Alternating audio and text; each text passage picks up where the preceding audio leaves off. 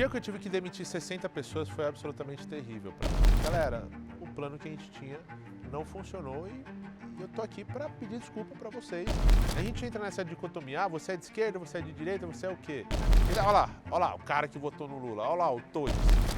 A gente estava ali nos bastidores e você contou de uma história que uma vez você teve que fazer um desligamento em massa de uma empresa sua. Você chegou a demitir quantos funcionários de uma vez? O dia que eu tive que demitir 60 pessoas foi absolutamente terrível para mim. Talvez tenha sido um dos dias mais difíceis da minha carreira como empreendedor e como empresário. Bicho, eu lembro claramente, ó, dia 14 de dezembro de 2022, minha filha nasceu. E naquela época eu já teria que ter feito essa despedida em massa, mas eu não tinha coragem. Eu olhava para aquilo e falava assim, eu tô sem coragem. E eu poderia simplesmente ter usado o RH e ter falado assim, RH, toca aí, eu não preciso me envolver nisso.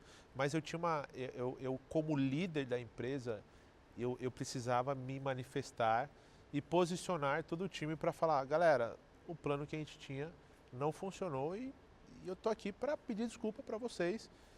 Por N motivos isso aconteceu e nesse processo eu vou proteger os arrimos de família, eu vou proteger as mulheres, eu vou proteger os mais velhos. Então, se você for mais novo, se você estiver mais capacitado, enfim, você vai ser desligado porque eu preciso escolher pessoas. Então, nesse momento, eu escolho proteger aquelas que mais precisam desse lugar aqui ou que demorarão mais para se realocar. Então, quando minha filha nasceu, eu esperei a minha filha nascer, porque estava próximo a esse período, porque eu falei, eu quero ter algo muito bom na minha vida nesse momento que vai ser de extrema dificuldade, que é essa demissão dessas 60 pessoas. Então, no que ela nasceu, eu naturalmente acompanhei o parto, aí passou dia 15 de dezembro, no dia 16 de dezembro eu fiz o pronunciamento oficial. Para mim ali foi quase que um atestado de derrota. Então é como se, ok, você deu errado na vida de novo. E são 60 famílias, né, velho? Sim. Você se sentia responsabilizado?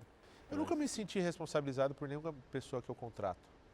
Porque assim, eu preciso separar as demandas. Então, vou te dar um exemplo. Imagina que você contratou alguém que veio de outro país trabalhar com você. Esse alguém ficou 3 meses com você e você decidiu que não faz mais sentido continuar trabalhando. Você poderia ou não demitir essa pessoa? Poderia. Em geral, você poderia. Mas, em geral, as pessoas falam, pô, mas o cara se mudou de outro país, mas o cara, olha o esforço que ele veio com família. Quando você está numa cadeira de liderança, você precisa saber separar um pouco os problemas. Porque, assim, a partir do momento que eu deixo de tomar uma decisão para evitar um estresse com você, se eu sou líder, eu acabo de gerar um estresse com todo o time. Então, se você, independente de onde você veio, independente de onde você partiu, você está prejudicando todo, a minha função como líder, por mais difícil que seja, ou por maior que tenha sido o teu esforço, é de fazer o teu desligamento.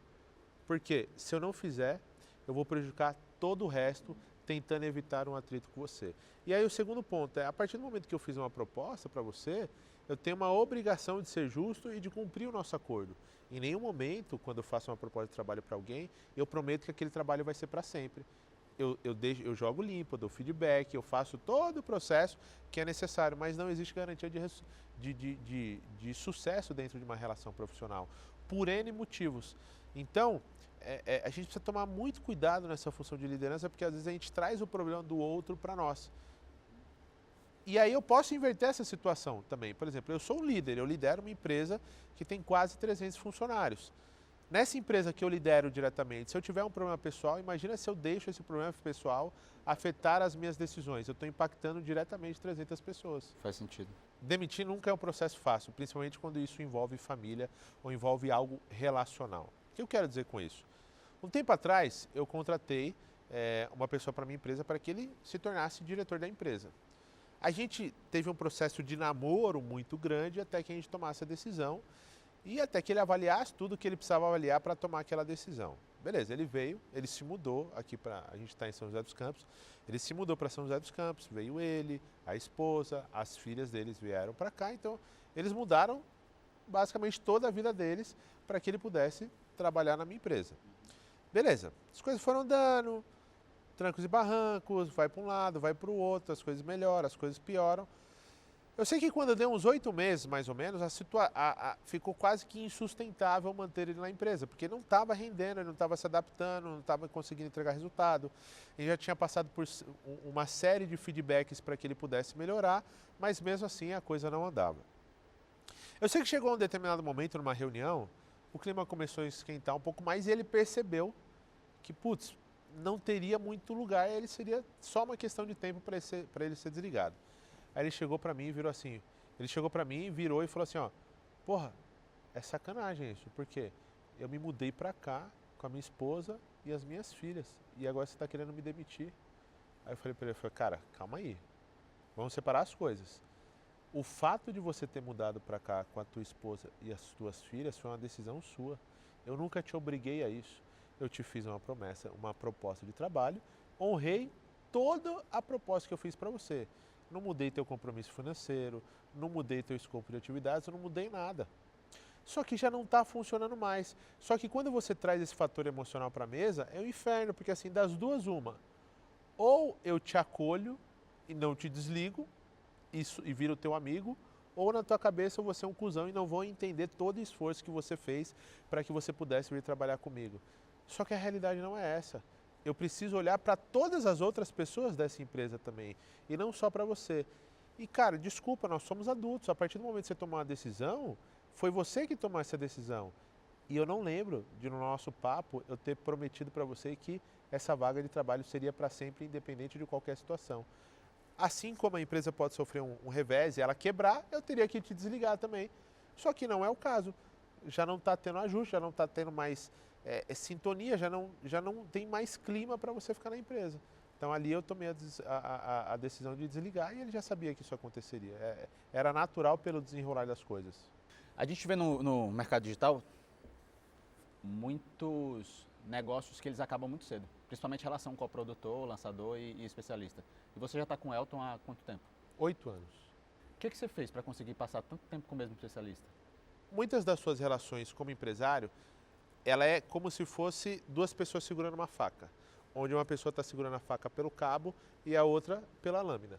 Então quem tem poder nessa relação é quem está segurando pelo cabo, porque se eu puxar, eu não machuco a minha mão. Agora, se eu estiver segurando a lâmina, eu simplesmente tenho que aceitar aquela situação. O que eu quero dizer com isso? Uma vez, estava com um problema gigantesco, societário, e meu advogado chegou e me disse um negócio assim, aqui vai a primeira lição de vida. Quando teu advogado te ensina alguma coisa, é porque você deveria ter aprendido aquilo antes de ter aquele Precisar problema. daquilo. Antes de precisar daquilo.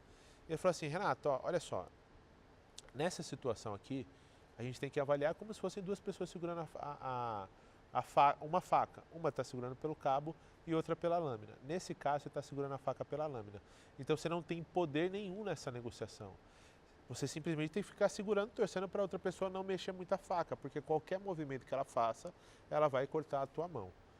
Eu falei, porra, isso aqui faz muito sentido. E por que é legal a gente entender isso? Para que a gente desenvolva relacionamentos onde você segura pelo cabo? Não, primeiro, um relacionamento saudável, talvez os dois tenham que segurar pelo cabo, mas nem sempre vai ser possível por N motivos, porque talvez você queira ter mais controle na relação, talvez você queira ter mais controle daquela sociedade, talvez a tua importância ou o dinheiro que você alocou ali foi muito maior, logo é necessário com que você tenha mais controle. E ali eu comecei a me questionar muito sobre os acordos, sejam societários, sejam de parcerias, que eu tinha na minha vida.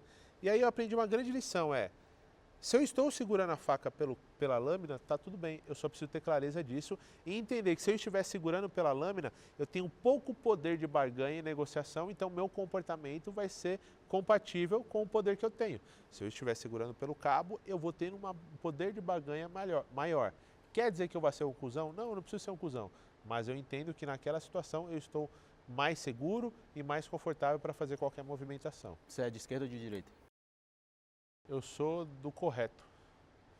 É porque, olha só, a gente entra nessa dicotomia, você é de esquerda, você é de direita, você é o quê? Cara, tem hora que eu vejo que algumas pautas eu falo, pô, para esse lugar eu sou de esquerda. Tem horas que eu vejo algumas pautas que eu falo, pô, para esse lugar eu sou de direita. Tem horas que eu vejo que, tá, para esse lugar eu sou mais liberal. Eu acho que a gente entrou num lugar de mundo tão chato e tão burro, essa é a real, burro, que as pessoas precisam se enquadrar em coisas que eles... É uma discussão muito mais profunda do que sobre direita, esquerda, sobre isso ou aquilo.